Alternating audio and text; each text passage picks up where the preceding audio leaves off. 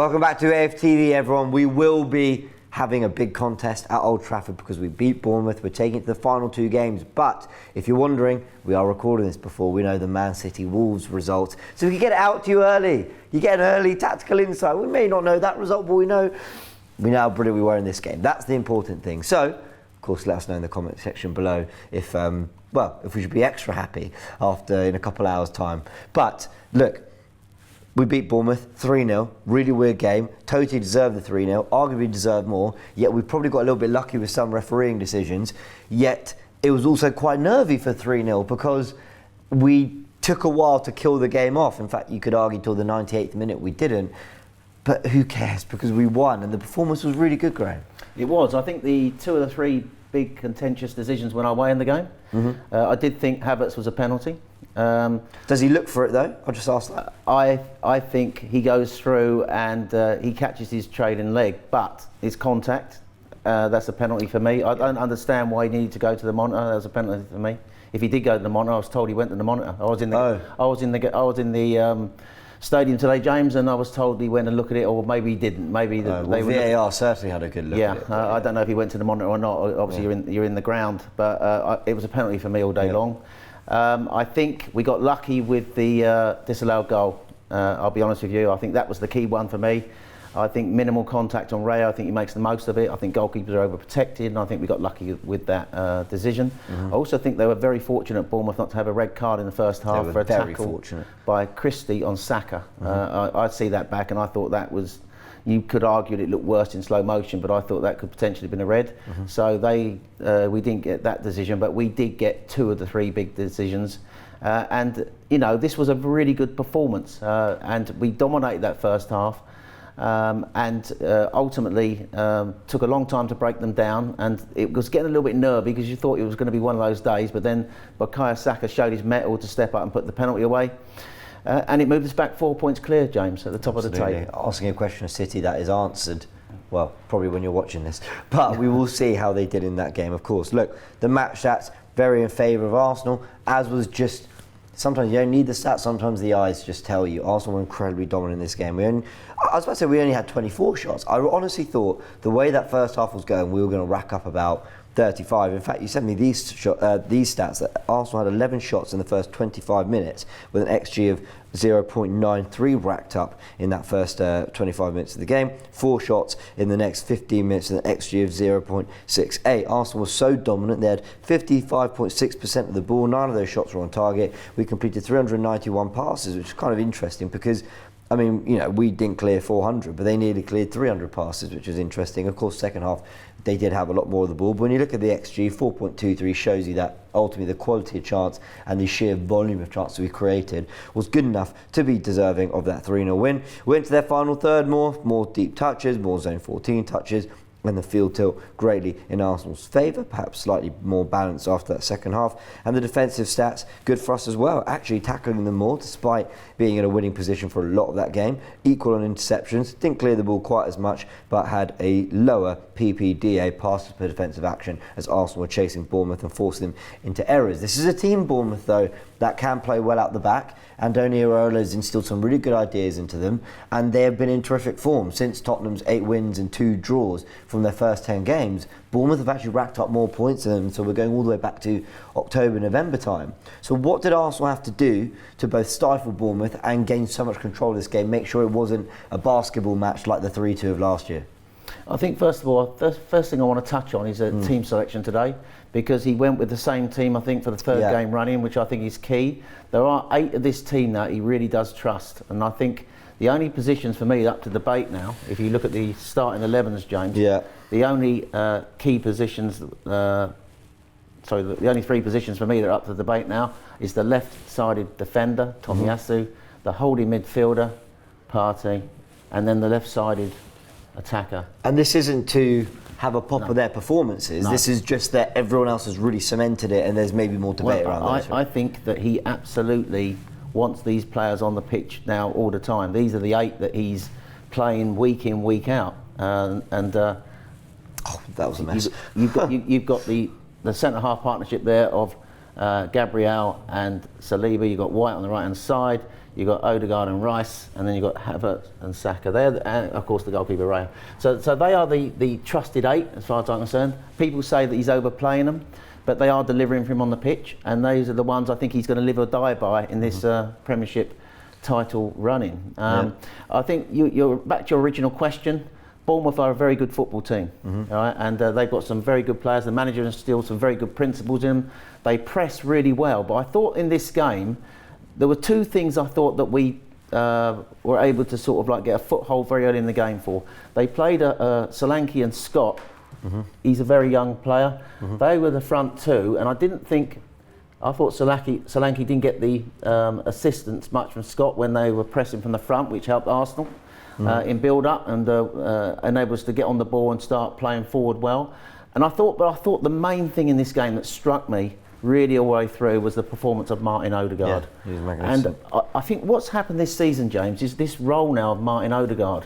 We've seen him over the last year become pretty much Arteta's chief lieutenant. You know, he's the captain, the leader on the pitch. He can make things happen up high. He's involved in this little right-handed triangle with Saka and White.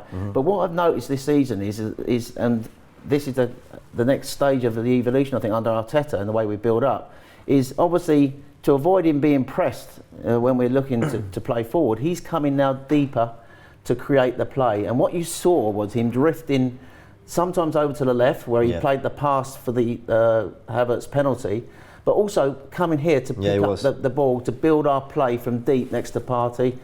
Either shifting positions, Partey would come here, Odegaard go there, Odegaard go there, or Partey would go there. So a lot of the time Partey was giving Odegaard the ball and Odegaard was orchestrating the attacks. And the advantage of that is, I think, that Bournemouth didn't press him. They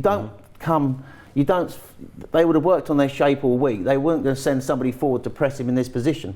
So he was getting on the ball, I thought, pretty much in that first half and dictating the play, playing some lovely balls through. And I think he's now coming deeper to not only start our attacks, he's obviously getting up here still to support the attacks, floating across the front line, and also getting over onto the left-hand side at times when Declan was more sitting back more. He was coming up here.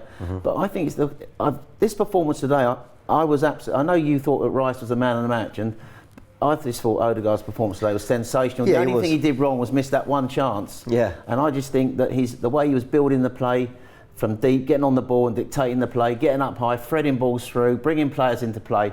I think that performance today, I was in awe in the stadium watching it. No, it was fantastic. I mean, and you mentioned, I saw in the first half, because it was right in front of me, I saw moments where Ben White had taken up a really high inverted space looking for a run. So Saka was therefore dragging, Uatra maybe with him, and White was just hanging on shot. And then we never played that pass, but then Odegaard came to receive it here, and I thought, wow, they really are incredibly fluid, this team. There were moments as well where we were building up with almost, White in the second half in particular. White sat back a little bit, but you're right, Odegaard a little bit nearer to Partey, and Rice occupying that space. And I just felt that the sheer amount of pitch that Rice covered, I mean, not only was he brilliant with the ball at his feet, everything he did was the right decision. He was perfect, he had conviction and everything.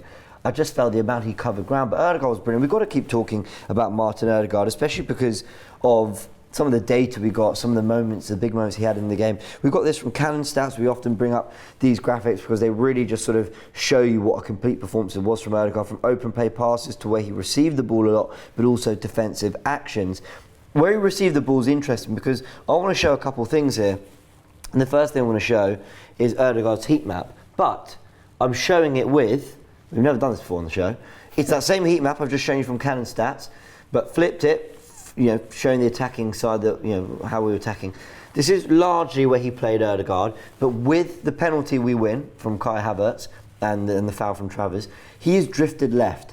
And I love that. I love that he is, he can operate in this area. That's more where you're going to see him. And again, this is the map to show you where he received the passes. Yeah, and you just talked about, look how deep he's receiving the ball here. Yeah. So everything we talked about is proven. I know we've blown it up so much, right, that you might not all be able to see it so clearly. But, lots of the ball received there. But it's in this area where he gets the ball and he plays a lovely pass in behind to Kai Havertz, and Travers takes him out.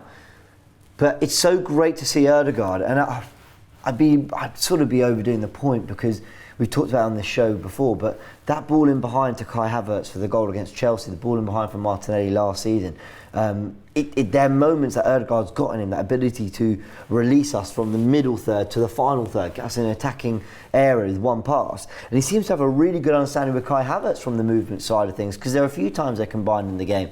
And I just thought it was great to see him drifting deep, yes, to receive the ball and build up, yes, in the usual area he combines with the right, but out on the left as well, where he was just showing that, if we wanted to add a more attacking, number 10 right-footed player in this area, he could do a job out there too. Yeah, and I said this to you when I come in the studio this afternoon. I can see him moving into this left-sided area, quite where we use Declan Rice is obviously what we need to start thinking about as well. Partey and Jorginho. Yeah, because we've got so many good players who can play in various positions. But I think this left-sided space is possibly an area where he could operate. And I think, going back to the point about Bournemouth, is early in the season they were pressing really well from the front, and that's what they've done this season. They really have pressed teams really well. I thought we played round their press very easily today. Whether their pressing structure didn't work today, Solanke didn't get the assistance from his colleague up top. That's what it looked like to me. But also because they couldn't deal with Martin Ødegaard coming to receive the ball, and I think the one-touch passing by Arsenal today was as good as any time I've seen during the season. I thought in that first 25 minutes, we just didn't finish our dinner. Some of the sublime. Passing and one-touch movement, getting players in spaces, combination play, moving around, support to the front players. I thought it was exquisite, and we were opening them up, but we just couldn't finish the chances. I think there was a couple of real bad misses in there. I can remember even Declan Rice put one wide of the post, and I thought he had so much time and space to finish that opportunity. Havertz had a great chance, the keeper made a save, but we had other chances. So, and as you said, it was a really dominant start. 11 shots at their goal in the first 22 minutes, and then another 4. So as we were going into half time, you're thinking it's getting a little bit nervy now, because we've dominated the game, we haven't scored. Bournemouth haven't been quite the Bournemouth that I think they can be. They're going to get better in the second half, and they did get better in the second half, as we're going to talk about. But then, of course, we get the penalty, and the one thing I'll say about Bukayo Saka, James, he showed tremendous mettle today. He did, yeah. Tremendous resilience, because last season, similar sort of situation, West Ham away, we were 2-1 up in the game. He misses the penalty, and of course, ultimately they get back to 2-2. So he was under pressure today, and he'd been kicked already by Christie. He had a nasty gash on his leg. So, and he would have been under immense pressure, because that was 43 minutes into the game. We'd been on top. Just imagine if we'd gone in at half-time 0-0, having dominated the game, played well. We were under pressure, come out second half, league title on the line, and Bournemouth were always going to get better, and they did get better. The manager tweaked it at the start of the second half. They started getting on the ball more and exposing us down on our right-hand side. But he slotted away that penalty with real aplomb, and he was under immense pressure. And that was give us our first goal and lead at half-time. It's also the fluidity of this team, right? Because when Ødegaard has the ball here on the left, what's interesting to notice, for all we've said about Arsenal's general shape, when Ødegaard does get it on the left, Rice and Partey know to be near him. And if people see what we talked about on the Chelsea game, I think it was the ball in behind for Kai Havertz, Rice is still sitting behind Ødegaard. They always know if Ødegaard does drift there, then Rice knows he's got to be a little bit nearer to Thomas Partey. We've seen these patterns before. And then we talk about Tomiyasu inverting and being a little bit more tucked in with the centre backs. But here he is, bombing down the left channel, because they all constantly recognise what they've got to do. Trossard can come inside because Tomiyasu's on the left, and Ødegaard's drifted that side as well. So they constantly know where to be. It's so well They coached. just know, there's a general shape, right? Because we could put Bukayo Saka there, right? Because that's where he would have been. And then you'd have had your, line of 5, which you can't see out, all the way across. But ultimately, was no need for it, but to highlight it, because Saka's not part of the move. But they're constantly understanding. Then you've got your 2, and then you've had your 3. They just always know how to respond to each other's movements. Yeah, and the spaces, as you quite rightly say, that the spaces are so small now. If you think back to Arsenal over a few years ago, the gap between the defence and the midfield and attack, there were massive gaps. Players weren't sort of like close together. Players know when to drop into space when somebody goes into another position. And Arteta's coaching is spot on now. He's got this team so well drilled, and they all sort of like know know where they're going to be. And know where to be when someone goes into a different space, and there's always a pass on, and that's a sign of a good team. Now, next player I want to talk about, because yes, I can hear you all screaming in the comment section. The video's not even out yet. Well, it is if you're watching it, but as I'm recording it, the video's not out yet, and I know what the comments are filled with. They're all saying, "How are we giving Ødegaard and Rice praise for man of the match and not mentioning Havertz?" And you're correct. We must mention Kai Havertz because his ability to read this ball from Martin Ødegaard is brilliant. Oh, I didn't have the arrow. I thought we had the arrow on it. And then he attacks this space. He attacks this space so well. Kai Havertz, I was chatting to my dad in the ground today, because let me come clean about something, okay? I am not convinced yet that Gabby Jesus is a worse player than Kai Havertz. I'm just not convinced about it. I remember what Jesus did in his first 4 or 5 months, and it was one of the best patches of form I've seen from an Arsenal player in the Emirates era. For that 4 or 5 months, he was scintillating. And his numbers were okay, they weren't amazing, but they were good. And Kai Havertz has been rightly the number 9. He's been playing really well, brilliant against Brighton away, brilliant against Newcastle at home, brilliant against Tottenham away, and then this was even better. He's just kept going up and up levels. But while I think there are a lot of attributes like his hold-up play, Jesus has good hold-up play, movement, Jesus has good movement, whatever it might be, I think the thing Havertz does, and I'm confident to say this, infinitely better than Jesus, is he makes the strikers run. And I said this on my fan cam with Cecil. He makes I want the ball I want that pass that puts me through on goal. That's the pass he wants. And I noticed it in a moment where Jesus, at the end of the second half, the ball, this is before he gets a really good assist, but the ball comes out and he chests it into Ødegaard, and Ødegaard takes a touch, and Bournemouth back off. But Jesus kind of stands there just waiting for it back. And he should have, the minute he laid that off, should have turned and sprinted into space. That's how I felt anyway watching it. Kai Havertz feels to me that once he gives that ball, he goes on to the next thing. When that ball is moving around midfield, he's constantly looking for the ball over the top. There are a few times Gabriel had it, and we could have played a raking pass through into Havertz, but we never did. We never explored the option. I get it, because it's risky.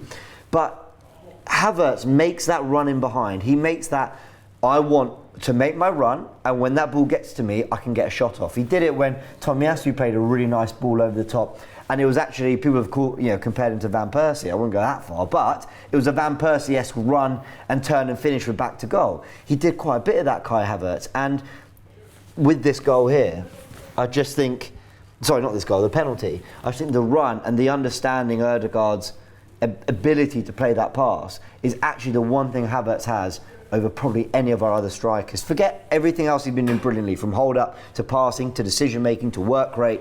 I could give him credit for all those things. But his movement in behind is top, top, top. Yes, the chemistry now between him and Ødegaard is there virtually every game, isn't it? Yeah. And he knows when Ødegaard gets the ball, he's going to make that run, and Ødegaard is looking to play him in. I thought his performance today was exceptional, and not just in the fact that he was making those runs. It was. But there was one instance in the game, I think it was in the first half, where he fought hard to keep hold of the ball, to actually sort of hold off the defender, but he was running out of space on the touchline. He managed to work it back, and we kept possession in a very difficult position where we're going to lose possession. I think he was brilliant. He's for physicality, for his ability to sort of like appreciate other players around him. That's what he offers. I think he's a very selfless player as well. Yeah, I totally and that's agree what with I like about him. And he's always looking to sort of like, he takes a position, he demands the ball, and he looks to keep the play moving. He make a run to get hold of the ball and bring players in, and he offers that aerial threat, and that's one thing that Gabriel Jesus doesn't offer. 100% right with Gabriel Jesus, what you said. When he first came to the Emirates, he was scintillating, wasn't he? His performances were on a different level. I don't think since he's had the injuries, the knee injuries, he's quite the player he was, and that's this week. There's some debate around that. There was some talk in the media this week that Arsenal might look to move him on. I think Arteta came out and rubbished those claims straight away, saying no, he's not going anywhere. I still think he's got a role to play at Arsenal. He offers something different, and also he can play. He can play as today. He came on, took Bukayo Saka's place on the right hand side. He can play on the right hand side. He can play on the left hand side. He can play as a striker. But I think we've looked with Havertz in this number 9 role. We've given Havertz, I've said it so many times on this show, the clarity of the position he's playing in now, instead of that number 8 role, which I don't think we were getting the best out of him.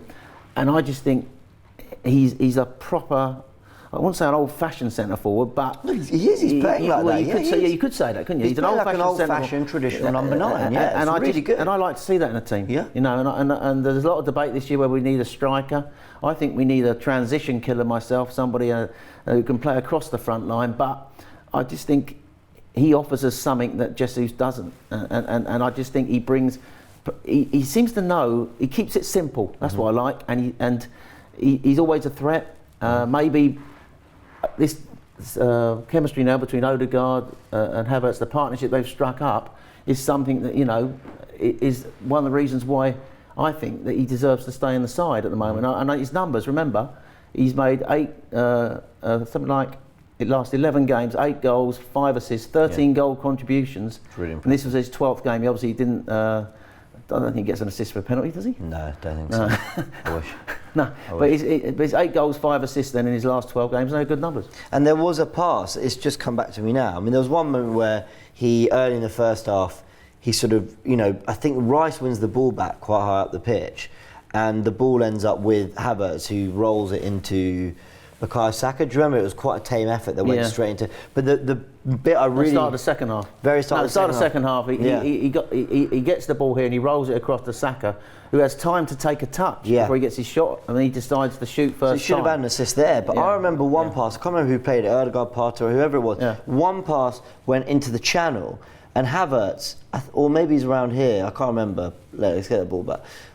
Havertz, first time, rolls it across goal. And it's a really great challenge, but Saka comes running into it, and I thought, that is turning defence to attack, or just what is casual possession, middle of the pitch, to a really good goal-scoring chance in 2-3 passes. And Havertz has given us the ability to do that more than others in that striking role. So credit to him. He's comfortable right across the pitch, isn't he? Running the channels, holding the ball up.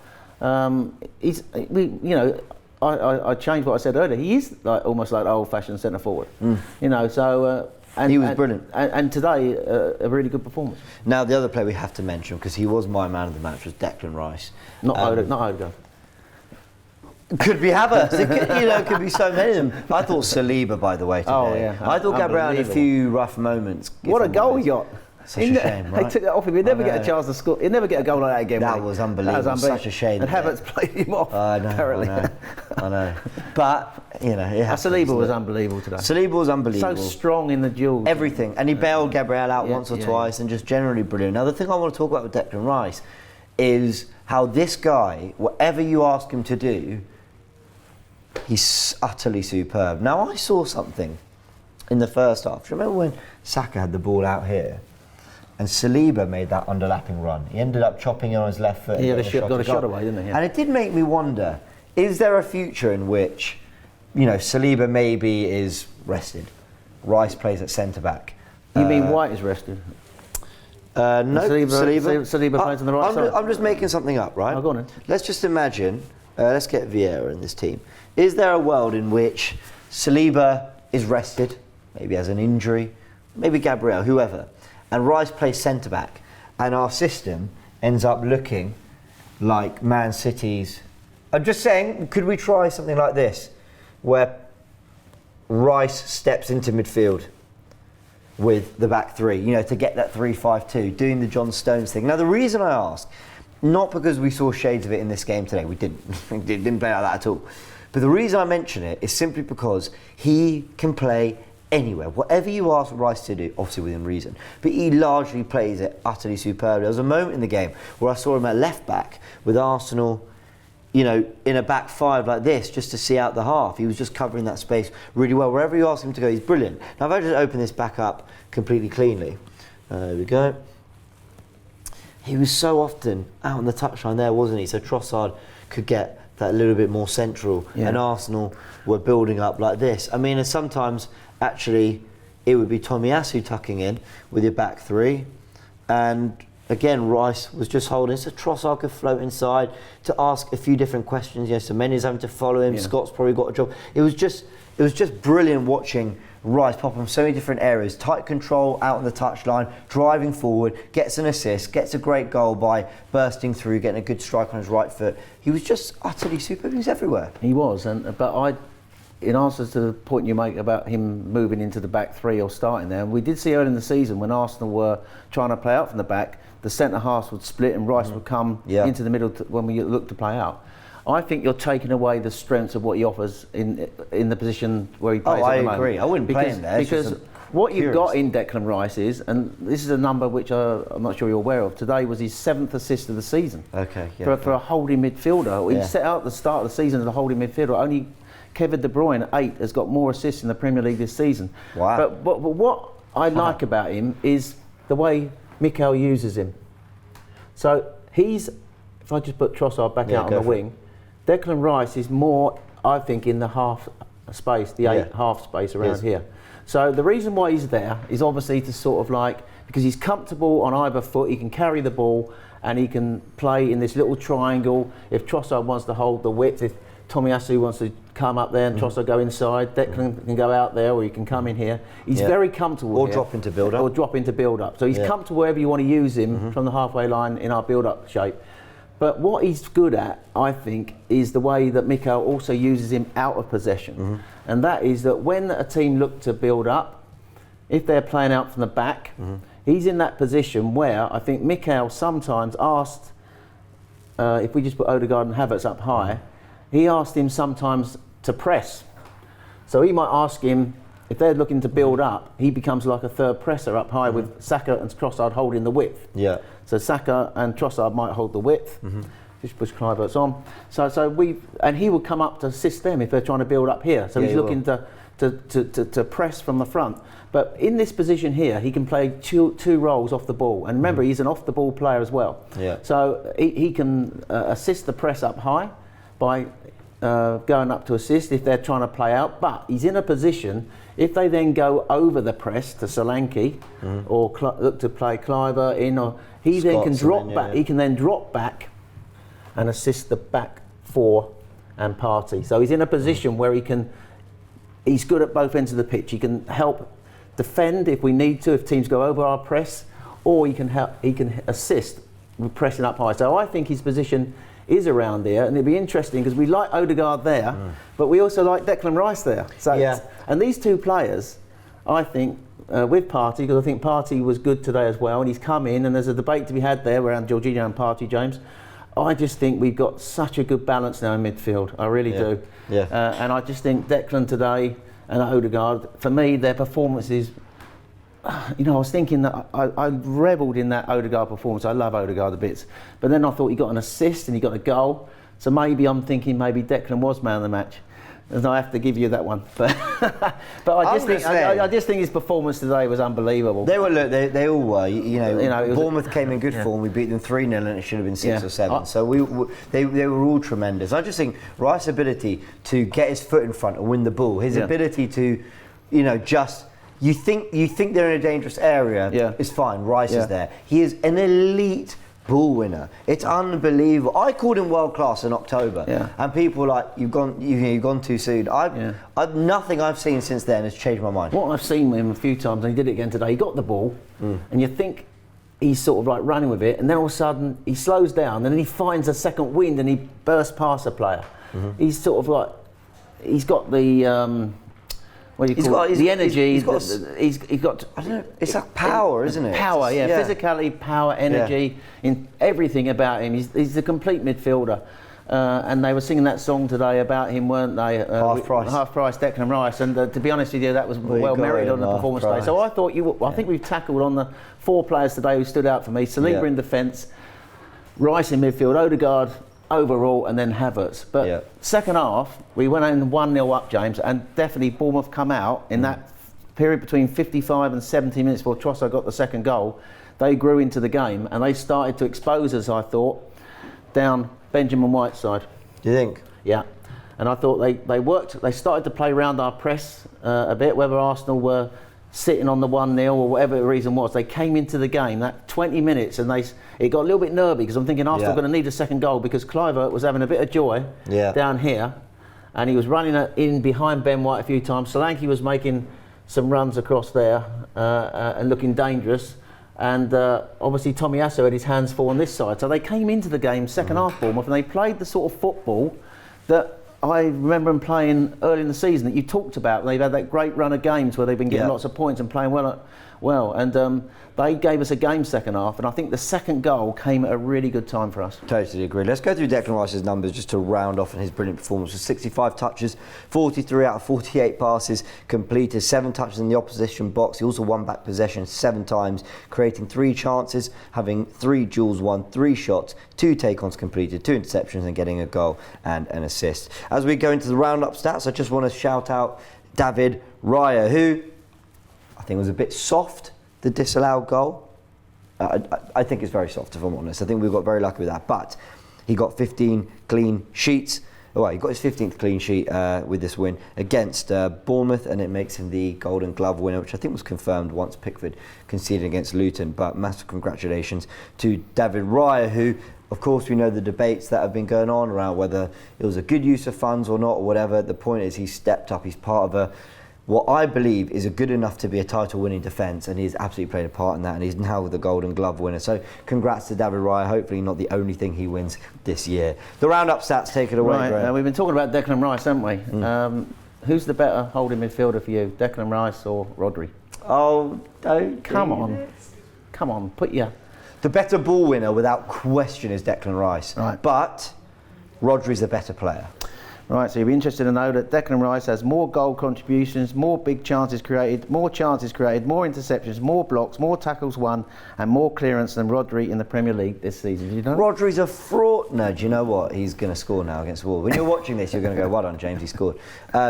Fair enough, well done, Declan Rice. But Rice has been used more as an 8 this season. Of course, but I'm just making the point that his numbers... Well, listen, we've got players in these conversations, that's a good thing. Yeah, because we always say Rodri is the we judge players by Rodri. He's a great player, Rodri. They're very different. I could see why City wanted him, because I can see how Rice and Rodri could play together. I think do you think if they got him, that Rice would playing with Rodri, City would have walked the league this year? It'd be done. Be done. Yeah.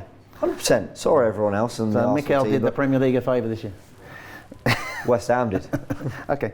Arsenal, the only side in the Premier League now, James, with 4 players who have made 15 goal contributions this season. That's Bukayo Saka, Kai Havertz, Martin Odegaard, Declan Rice, all with 15 plus goal contributions. Well done to them. Brilliant. Bukayo Saka, at 22 years and 242 days, is the youngest Arsenal player to reach 20 goals in all competitions since Martin Hayes in 1986-87. Do you remember? He's a bit before your time, isn't it, Martin Hayes? 87? 86-87, the year we won. No, I wasn't alive. But great. Lee Judges will remember it because he played in the team when we beat Liverpool at Wembley 2-1, George Graham's first trophy, when Charlie Nicholas scored 2. Yeah, remind him of that. He'll remember it well. If he's awake watching this one. As I said earlier, only Kevin De Bruyne with 8 has more Premier League assists now than Declan Rice with 7. And finally, James, Arsenal went 4 points clear of Man City with victory over Bournemouth. We don't know yet what City are going to do tonight against Wolves as we record this, but in doing so, in going 4 points clear, James, they have already matched their Premier League record of 88 goals in a Premier League season, their record of 26 wins in a Premier League season as well. So there you go. Well done, Arsenal. Graham, big thank you. Hope you all enjoyed this special Sunday Tactical Insight. There'll be plenty more content, and it's the build-up to only Old Trafford next, and the title race hot up. We've got to keep City honest, keep winning our games, and we take it to the final day. And we hope for a favour from Graham's favourite team. Everyone, smash the like button if you enjoyed. Big thank you for tuning in. Tactical Insight. Catch you all in a bit.